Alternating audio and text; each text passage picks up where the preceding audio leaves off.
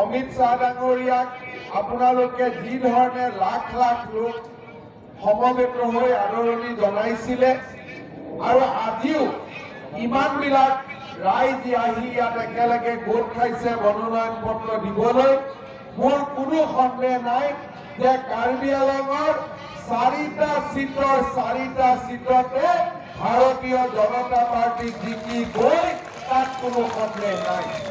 শ্ৰদ্ধা ৰাইজ, আমি সকলোৱে জানো যে কাৰ্বি আংলঙত যোৱা 5 বছৰ ভাৰতীয় জনতা পাৰ্টিৰ চৰকাৰ অহাৰ পিছত এই জিলাখন কিমান আগুৱাই গ'ল, এই কাউন্সিল এৰিয়া কিমান আগুৱাই গ'ল।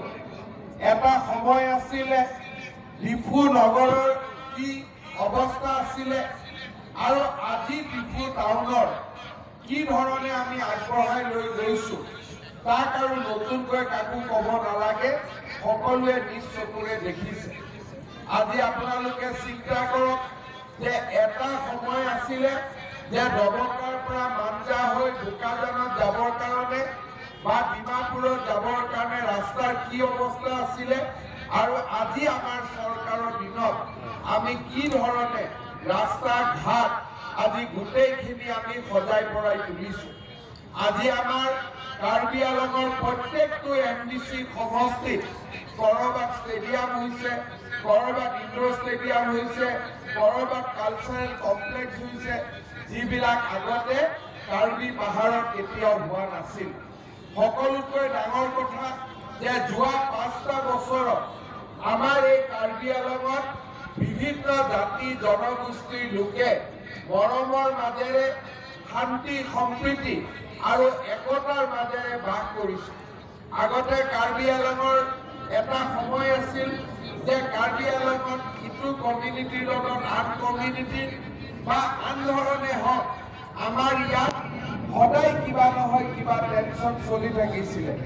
কিন্তু আজি যোৱা 5টা বছৰত আপোনালোকে দেখিছে যে কাৰ্বি পাহাৰত কোনো ধৰণৰ অশান্তি নাই, চাৰিওফালে শান্তি আৰু শান্তিৰ লগত বিকাশ আৰু বিকাশৰ লগত মানুহৰ মনত এটা নতুন আনন্দৰ পৰিৱেশ। এই পৰিৱেশৰ মাজতে যোৱা কেইদিনমান আগতে আমাৰ কাৰ্বি আংলঙৰ যিমান বিদ্ৰোহী সংগঠন আছিল তেখেতসকলেও মূল খুঁটিলৈ উভতি আহিলে। আপোনালোকে জানে যে ইতিমধ্যে কাৰ্বি আংলঙৰ বিদ্ৰোহী সংগঠনসমূহৰ লগত আমাৰ কেন্দ্ৰীয় চৰকাৰৰ আলাপ আলোচনা চলি আছে আৰু যোৱা মাত্ৰ কেইদিনমান আগতে আমাৰ তুলিৰাম ৰংহাং ডাঙৰীয়া, হৰেণ সিং বে ডাঙৰীয়াৰ লগত মই একেলগে কাৰ্বি আংলঙৰ বিদ্ৰোহী সংগঠনসমূহত ভাৰতৰ গৃহমন্ত্ৰী অমিত শ্বাহ ডাঙৰীয়াৰ লগত আমি সাক্ষাৎকাৰ কৰোৱাই দিছিলোঁ আৰু প্ৰত্যেকটো বিদ্ৰোহী সংগঠনে নিজৰ মনৰ কথা মাননীয় গৃহমন্ত্ৰী ডাঙৰীয়াৰ আগত উল্লেখ কৰিছিল। আৰ্টিকল 244A পৰা আৰম্ভ কৰি কাৰ্বি পাহাৰত ৰাজ্যিক ভাষাৰ মৰ্যাদা দিয়াৰ পৰা আৰম্ভ কৰি আমাৰ কাউন্সিলত কেনেকৈ নতুনকৈ চিট বাঢ়িব পাৰে আৰু নতুন চিট বঢ়াৰ লগে লগে কেনেকৈ বিভিন্ন জাতি উপজাতিয়ে তাত একেলগে গোট খাব পাৰে, একেলগে কেনেকৈ কাৰ্বি আংলঙখন চলাব পাৰে আৰু কাৰ্বি আংলঙৰ ইকনমিক ইম্পৰ্টেঞ্চ থকা ৰাস্তা ঘাটবিলাক আমি কেনেকৈ বনাব পাৰোঁ, জিৰিকিন্দাঙৰ পৰা আৰম্ভ কৰি যিকোনো স্থানত একেবাৰে বৰ্ডাৰৰ ৰাস্তাবিলাক আমি কেনেকৈ বনাব পাৰোঁ, এই দীঘলীয়া আলোচনা আমি সেইদিনাখন গৃহমন্ত্ৰী ডাঙৰীয়াৰ লগত কৰিছিলোঁ। আৰু মই বিশ্বাস কৰোঁ যে যি ধৰণে কেন্দ্ৰীয় চৰকাৰ আৰু বিদ্ৰোহী সংগঠনসমূহৰ মাজত আলাপ আলোচনা এতিয়া আৰম্ভ হৈছে, তাৰ ফলত কাৰ্বি আংলঙৰ ৰাইজৰ বহুদিনীয়া আশা আমি যে পূৰণ কৰিব পাৰিম তাত আৰু মোৰ কোনো সন্দেহ নাই। আমি নিশ্চয় আগুৱাই যাব পাৰিম, সেই বিষয়ে আজি আমি আগবাঢ়ি গৈ আছোঁ।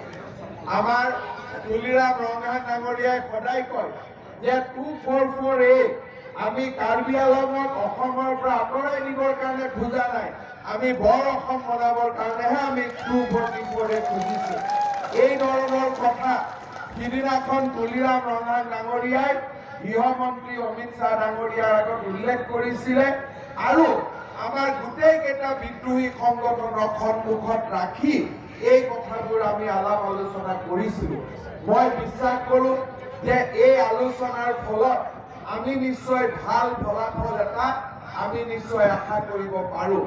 কাৰ্বি আংলঙৰ উন্নয়নৰ কাৰণে আমাৰ ৰাজ্য চৰকাৰেও সদায় প্ৰচেষ্টা হাতত লৈ আহিছে। আপোনালোকে জানে যে যোৱা মাত্ৰ কেইদিনমান আগতে অসমৰ ৭মখন মেডিকেল কলেজ হিচাপে আমি ডিফু মেডিকেল কলেজত নিৰ্মাণ কৰিব পাৰিছিলোঁ। এতিয়া আমাৰ লক্ষ্য হ'ল যে চেমচং ইনটিৰ নামেৰে আমি কাৰ্বি আংলঙত এখন ইউনিভাৰ্চিটি আমি বনাব লাগে, ৰাজ্যিক ইউনিভাৰ্চিটি এখন আমি বনাব লাগে। ইতিমধ্যে সেই দিশত আমি কাম কাজ আৰম্ভ কৰিছোঁ যাতে কাৰ্বি আংলঙৰ ল'ৰা ছোৱালীয়ে MA পঢ়িবৰ কাৰণে, MSc পঢ়িবৰ কাৰণে, প্ৰফেশ্যনেল কোৰ্চ পঢ়িবৰ কাৰণে আপোনালোকে যাতে বেলেগ জেগাত যাব নালাগে, এই ডিফুৰ ভিতৰতে থাকি আপোনালোকৰ ল'ৰা ছোৱালীয়ে MA পঢ়িব পাৰে, MSc পঢ়িব পাৰে।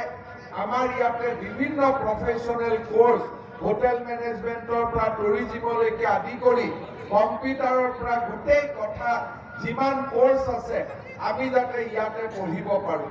আপোনালোকে জানে আমাৰ চৰকাৰৰ দিনত বিনামূলীয়া নামভৰ্তিৰ পৰা অৰুণোদয় আঁচনিলৈকে আমি ৰাইজৰ দুখ আমি দূৰ কৰিবৰ কাৰণে প্ৰচেষ্টা চলাই আহিছিলোঁ। কোভিডৰ সময়ত কোভিডৰ বিপদৰ মাজতো আমি ৰাইজৰ হৈ কাম কৰিছিলোঁ।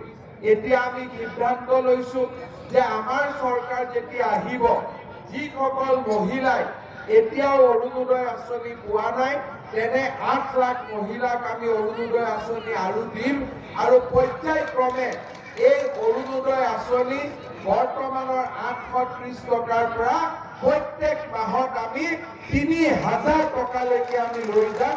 সেই দিশত আমি কাম আৰম্ভ কৰিছোঁ। শ্ৰদ্ধাৰ ৰাইজ, আপোনালোকে চিন্তা কৰক, মেডিকেল কলেজ হ'ব, ইঞ্জিনিয়াৰিং কলেজ হ'ব, ইউনিভাৰ্চিটি হ'ব, অৰুণোদয়ৰ দৰে আঁচনি হ'ব। আপোনালোকে চিন্তা কৰক আমাৰ কাৰ্বি পাহাৰখন কিমান আগুৱাই যাব। আজি কংগ্ৰেছ দলে কাৰ্বি পাহাৰত কি দিব পাৰিব? আজি কাৰ্বি পাহাৰত যেতিয়া কংগ্ৰেছ দল আছিলে তেতিয়া কংগ্ৰেছ দলে কাৰ্বি আংলঙৰ কাৰণে কি কৰিছিলে? কাৰ্বি আংলঙৰ কাৰণে তেওঁলোকে একো কৰা নাছিলে। হৰসিং ইংতি MLA আছিল, তেওঁৰ মেইন কাম আছিল যে নিজৰ পৰিবাৰক কেনেকৈ আকৌ MLA বনাব পাৰে, MDC বনাব পাৰে। আজি কংগ্ৰেছ দলে খালি নিজৰ সম্পৰ্কৰ মানুহবিলাকক এটা নহয় এটাকৈ